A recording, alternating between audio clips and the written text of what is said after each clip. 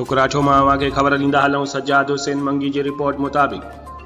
ठुकराठो union of journals पारां ठुकराठो जे man चौक ते सखर जे senior सहाफ़ी शहीद जान मोहम्मद महर जे मुख्य कातिलनि जी गिरफ़्तारी ख़िलाफ़ शहर जे मैन चौक ते एहतजाजी मुज़ाहिरो करे सख़्त नारेबाज़ी कई वई। उन मौक़े ते सहाफ़ियुनि वाजिद सुमरो, मीर हसन मंगी,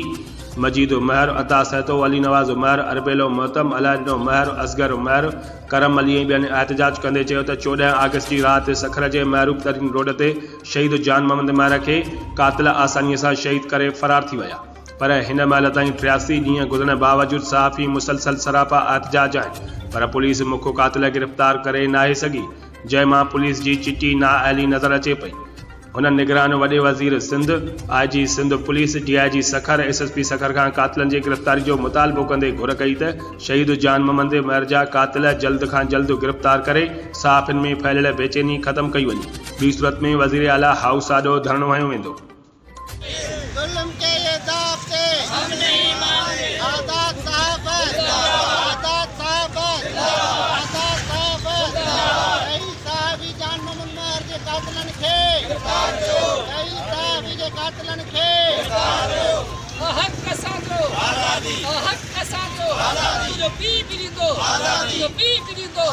शहीद साहब जान मोहम्मद महर कातिल,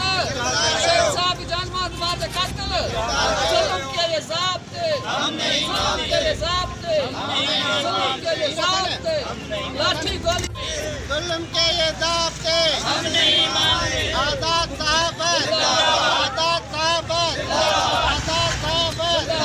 शहीद साहब जान मोहम्मद महर जे कातिलन खे शहीद साहब जे कातिलन खे हक असांजो आज़ादी, हक असांजो आज़ादी, जो पी ॾींदो,